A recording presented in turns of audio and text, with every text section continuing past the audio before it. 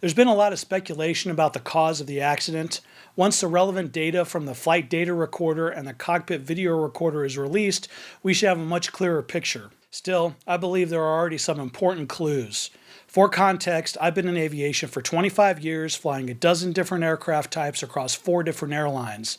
I've served as a check airman, an instructor, and evaluator for airline pilots, and have published flight safety articles for more than 2 decades in publications like Flying and Twin Turbine magazines. I've also produced around 60 videos on this channel focused on aircraft accidents and flight safety. Now, before we dive into what increasingly appears to be the cause of the crash, let's first review some of the more widely circulated theories. And I say some because there have been quite a few. One early theory stemmed from video footage of the aircraft's takeoff, which some observers believed showed the wing flaps not being extended. Like all modern airliners, the Boeing 787 requires flap extension for takeoff. Flaps increase lift at lower speeds, allowing the aircraft to become airborne using less runway.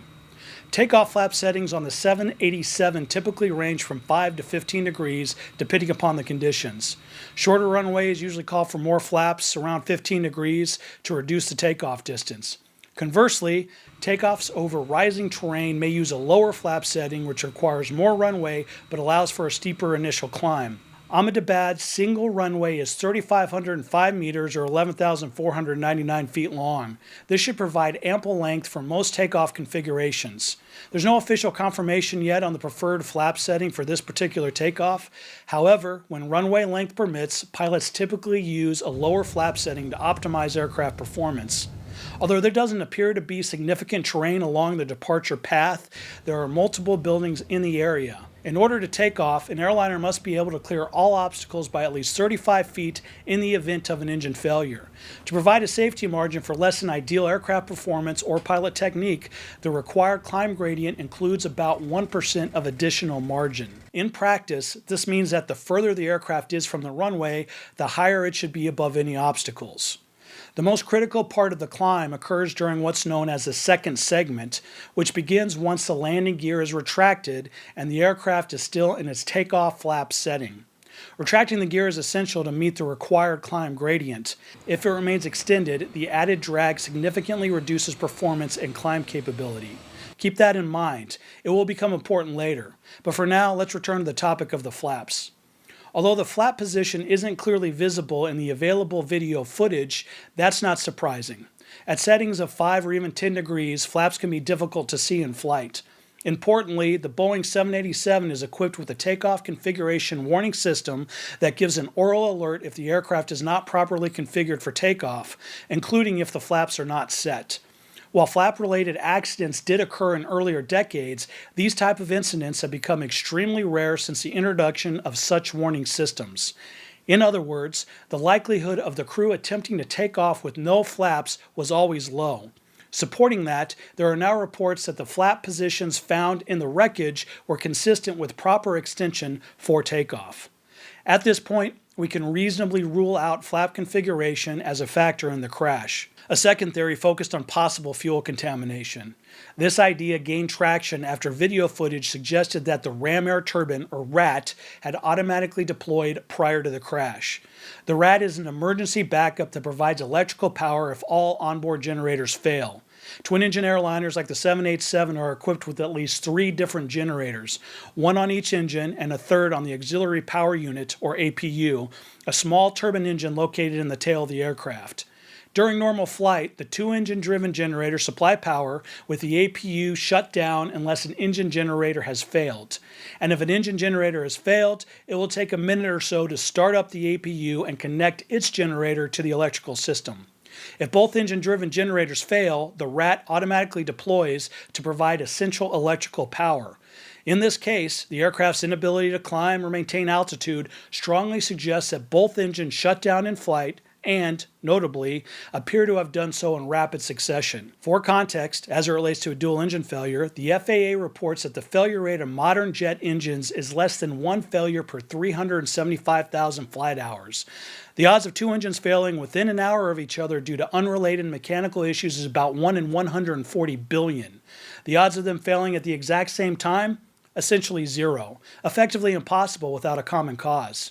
It's worth noting that another figure sometimes cited for in-flight engine shutdowns is 1 per 50,000 flight hours. Using that number, the odds of 2 engines shutting down within an hour of each other would be around 1 in 2.5 billion. However, that figure includes all in-flight shutdowns, not just those caused by mechanical failures. Many of these shutdowns occur when pilots follow procedures to shut down an engine due to warning signs such as low oil pressure, or in rare cases, they do so inadvertently. Some of these precautionary shutdowns may eventually be traced to mechanical issues, but many are not. In any case, the probability of a simultaneous dual engine failure remains essentially zero. And the odds of 2 independent engines failing within an hour of each other are still extraordinarily low, easily beyond 1 in 10 billion, and possibly as rare as 1 in 100 billion. I recently worked as a consultant on a dual engine failure involving a light piston aircraft. In that case, both engines failed simultaneously just after the gear was extended for landing. Fortunately, the pilot was able to crash land on a city street, and both he and his wife walked away unharmed.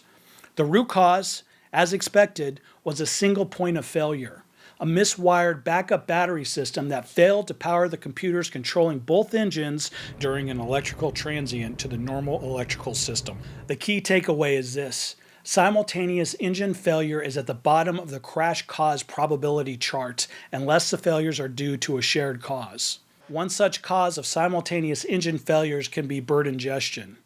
It has happened, most recently in Jeju Air Flight 2216, which went down after such an event, and of course there's a well-known 2009 Miracle on the Hudson event.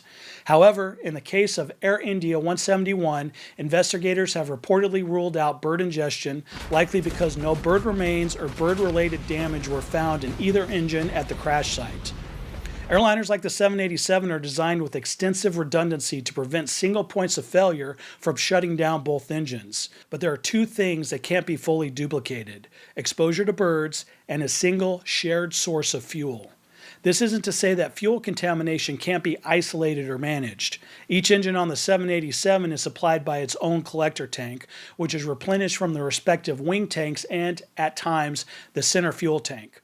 In past accidents, contaminated fuel has caused engine failures when clean residual fuel in the carburetors or collector tanks allowed the engines to start and taxi normally, only for the contamination to trigger a failure during the high fuel flow demands of takeoff and climb. Now, a few key points. While fuel contamination has caused crashes before, the vast majority involved either piston-powered aircraft burning low-lead avgas or turbine-powered aircraft that were mistakenly fueled with avgas instead of Jet A kerosene fuel. That kind of error is virtually impossible with the 787. First, there isn't enough avgas at a commercial airport to fuel a wide-body aircraft. Second, airline fuelers only work with Jet A. They never touch avgas. More importantly, there have been no reports of other aircraft at the same airport experiencing engine issues. And by now, it's almost certain that regulators have tested the airport's fuel sources and found no signs of contamination. At this point, contamination does not appear to be the cause. That brings us to the topic of sabotage, a possibility that entered the conversation after the press inquired of regulators whether sabotage was being considered. The subtext likely relates to recent escalations and hostilities between India and Pakistan. Regulators responded that they are not ruling anything out, including sabotage, which is the appropriate stance during the early stages of an investigation. One scenario that's been floated is the intentional contamination of the aircraft's fuel. The problem with this theory is scale. A Boeing 787 carries around 250,000 pounds of fuel. To contaminate it enough to cause both engines to fail would require a massive amount of foreign material, something unlikely to go unnoticed by airport security. Another theory suggests the aircraft's FADEC computers, which control the engines, were sabotaged with the virus. But FADECs are not standard computers. They're not connected to the internet, they're not updated remotely, and they're highly specialized. Successfully tampering with them would require deep technical access and expertise, making this an implausible method of sabotage. If someone wanted to sabotage the aircraft, a physical device, like a bomb, would be far simpler. And finally, if this were an act of terrorism or sabotage, why has no one claimed responsibility? The entire point of such an act is to spread fear. Remaining silent undermines that purpose. So we arrive at what is, from a probabilistic standpoint, the most likely cause. Unfortunately, one that has been seen far too often in the past. There are strong indicators suggesting it played a role in this tragic accident, and it begins with a few early facts. Around July 20th, days after the accident, the Directorate General of Civil Aviation, DGCA, instructed Air India to remove 3 company executives from their crew scheduling roles: a divisional vice president, a chief manager of crew scheduling, and a planning executive. While the stated reason was related to pilots exceeding allowable flight duty times on flights from May, the severity and timing of this action are noteworthy. At the time, the flight data and cockpit video recorders had reportedly not yet been downloaded, but it's plausible that some flight data was already available to investigators. Modern aircraft routinely transmit flight parameters, such as thrust setting, airspeed, altitude, and G-loading, to both maintenance and to flight operations teams. In many U.S. airlines, for example, this data is accessible to pilots for post-flight debriefings. This is part of a formal program known as FOQA, Flight Operations Quality Assurance, which automatically flags and transmits a report to the airline when certain parameters are exceeded in flight. Air India Flight 171 almost certainly triggered such a threshold, and this preliminary information may have raised early concerns about pilot performance. Further reinforcing this possibility is a recent series of simulator sessions involving Air India pilots and full-motion Boeing 787 simulators. These simulations can serve multiple purposes, such as testing how specific aircraft systems respond in defined scenarios. However, the most likely reason is to evaluate how trained company pilots would react to a similar situation. The goal is to assess whether pilot actions were consistent with procedures and whether gaps in training or a culture of non-compliance may have contributed to errors in judgment or technique. Simulator testing was also done after the Miracle on the Hudson to see whether the crew could have made it back to LaGuardia after losing both engines to bird strikes. Technically, it was possible, but only if the pilot started turning back immediately. The NTSB in response to this added a 35-second delay to reflect the time it took the actual crew to process what had happened and begin maneuvering. With that delay added, no simulator crew was able to make it to the runway. This vindicated Captain Sullenberger's decision to land in the Hudson. These kinds of simulations are typically run after investigators have downloaded flight data from the recorders. That way, they can program the simulator to match the exact conditions of the flight. Note that India Air has stated that simulator tests were produced by company instructor pilots independently of the investigation. This might explain why early reports suggest that the pilots attempted to climb with the gear extended and retracted the flaps at 50 feet above the ground. Given the fact that all evidence points to the flaps being extended throughout the flight, demonstration that the flaps could be retracted at 50 feet does not appear to have any bearing on the investigation.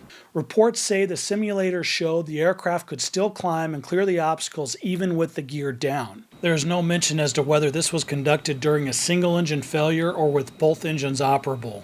The difference between the two scenarios would be significant. Now, there'd be no reason to run that scenario if both engines had simply failed at the same time without any crew action. If that had happened, the gear and flap position wouldn't matter. There wouldn't have been enough altitude or power to recover. But there is a reason to run the simulation if the crew initially experienced a single engine failure and accidentally shut down the wrong engine. Now, there's no confirmation of this, but it's a scenario that has tragically played out before. In 2015, a TransAsia ATR-72 crashed after the crew mistakenly shut down the working engine. 15 people out of 58 on board survived. In 1989, a British Midland 737 went down for the same reason. The crew shut down the wrong engine, not realizing the one that failed hadn't fully quit. 47 of the 126 passengers on board died. Most of the rest were seriously injured. And in 2021, Transair Flight 810, a cargo jet, crashed off Honolulu after a similar misidentification of the failed engine. There are other examples as well, but there's one detail that stands out. In surveillance video of the takeoff, there's a noticeable plume, either dust or smoke, coming from the left engine's exhaust.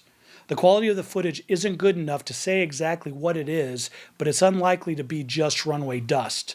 This airport sees frequent jet traffic, and any loose debris near the runway would be blown clear by routine operations. So this could be early visual evidence of an engine abnormality during takeoff. In that situation, standard procedure is basic and clear. First, fly the airplane. The crew's priority is to climb to a safe altitude, usually around 1,000 feet, while retracting the landing gear. Once the aircraft is stable, they can begin troubleshooting. Accelerate, retract the flaps, and, if needed, shut down the affected engine. The shutdown process usually happens in 2 or 3 deliberate steps. Step 1.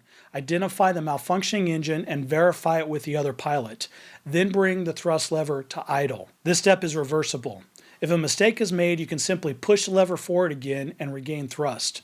Step 2. If both pilots agree, move the start-stop switch to stop. This shuts down the engine, and at that point it's not coming back without a full restart procedure, which likely isn't an option at low altitude. Step 3 only happens if there are signs of a fire or serious damage. The crew would pull the fire handles, which cuts off fuel and hydraulic shutoff valves at the firewall to prevent flammable liquids from being delivered to a hot, damaged engine. Now here's a concern. Reports suggest the shutdown happened almost immediately after takeoff. That could be a red flag. It might mean that the crew reacted instinctively, by memory, without going through the proper verification steps. And that would go against how airline crews are trained to handle these emergencies.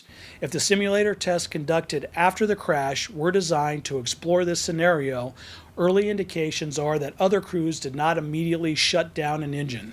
Instead, they followed standard procedures: climb first, stabilize, then identify and verify the correct engine before taking any action. At this stage, that's the most likely explanation. If new information comes out, that assessment may change. Until then, God bless the victims, God bless their families, and thank you for watching.